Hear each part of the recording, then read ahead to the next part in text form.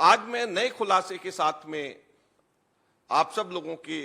माध्यम से दिल्ली की जनता को कुछ बताना चाहता हूं। कोई भी व्यक्ति श्रीमती शीला दीक्षित जी से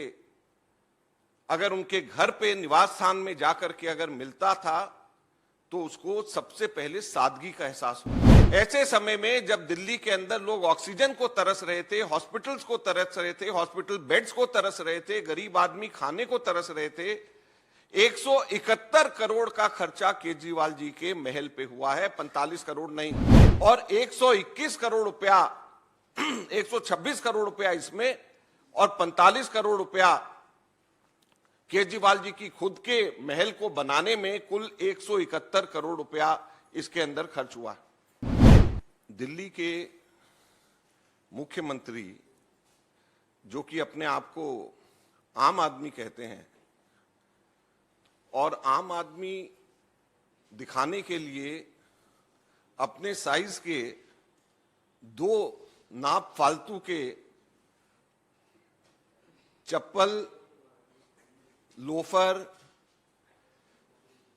जूते, पैंट और कमीज पहनते हैं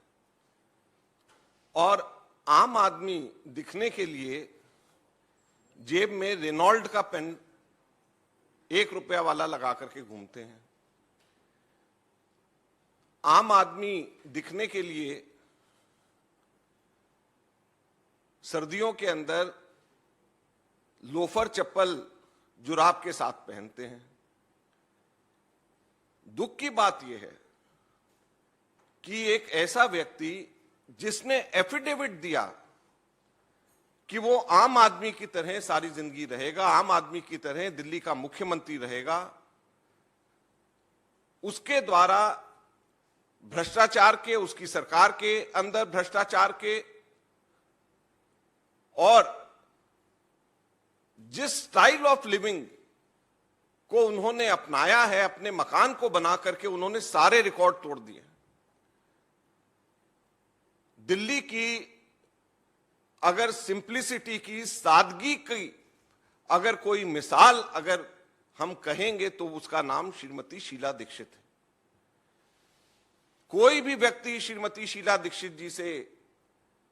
अगर उनके घर पे निवास स्थान में जाकर के अगर मिलता था तो उसको सबसे पहले सादगी का एहसास होता था। और अरविंद केजरीवाल जी ने अपने महल को बनाने में, सजाने में जितना पैसा खर्च कर दिया, श्रीमती शीला दीक्षित जी की पूरी कैबिनेट 15 साल के अंदर मिलाकर के उतना पैसा खर्च नहीं किया होगा, उसका आधा भी नहीं किया होगा, उसका 10वां हिस्सा भी नहीं किया होगा जितना केजरीवाल जी ने 2 साल में खर्च अपने महल पे कर दिया। आज मैं नए खुलासे के साथ में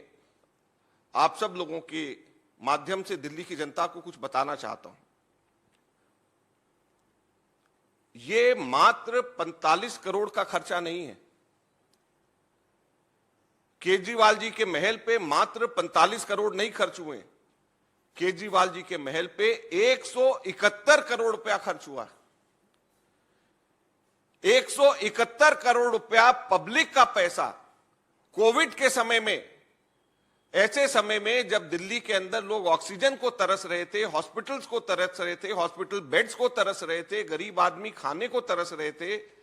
171 करोड़ का खर्चा केजरीवाल जी के महल पे हुआ है, 45 करोड़ नहीं।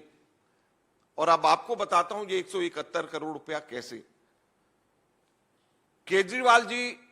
का जो मकान है 6 फ्लैगस्टाफ रोड, इसके बाजू में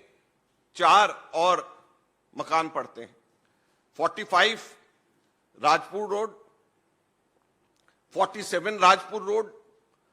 8A Flagstaff road, 8B Flagstaff road. इन सभी जगहों के ऊपर मिलाकर के 22 ऑफिसर्स के फ्लैट्स हैं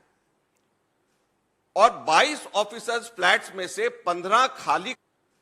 और 22 ऑफिसर्स फ्लैट्स में से 15 खाली करा दिए गए हैं या तोड़वा दिए गए हैं